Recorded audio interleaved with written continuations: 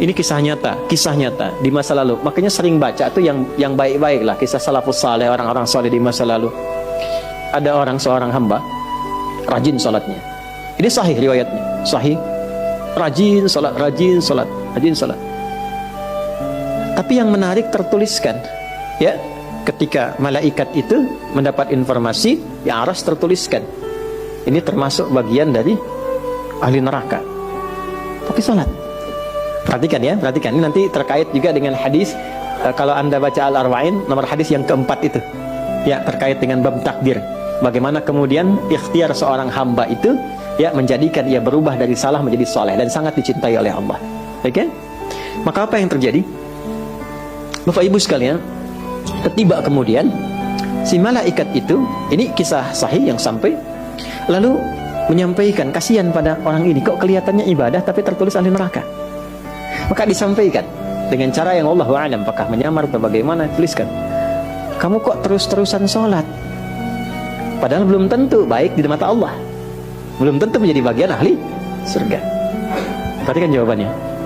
Tujuan saya sholat ini bukan karena surga atau neraka.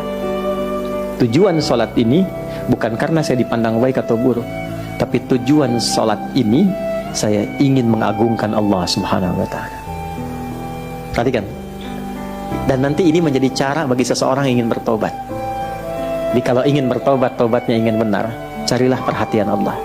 Yang penting ridha Allah. Terus saja tobat sampai merasakan kenikmatan tersambung dengan Allah. Itu maksudnya. Jadi begitu keluar kalimat itu yang mengguncang arsy, itu yang dijadikan oleh Allah pelajaran bahkan pada alam malaikat untuk mengenal bagaimana rahmat Allah itu diberikan. Mudah bagi Allah membuka, merubah, memutar, mudah. Tapi Allah ingin memberikan pelajaran bahkan di alam malaikat bagaimana kasih Allah diberikan. Begitu kalimat itu muncul, apa yang terjadi? Maka berubahlah di arsy namanya menjadi ahli surga. Ini riwayat sahih. Berubah menjadi apa? Ahli surga. Padahal Allah tuh maha mengetahui, gampang aja tinggal dirubah ahli surga, tidak. Tapi Allah ingin memberikan informasi bahkan di alam langit kepada para malaikat betapa tingginya rahmat Allah, memberi kesempatan pada setiap hambanya untuk kembali kepada Allah dalam kebaikan. Dan itu disebut hamba. Disebut hamba. Karena itu Allah begitu mencintai ketika ada pelaku maksiat, dia pengen taubat, itu begitu dicintai dan statusnya naik lebih tinggi.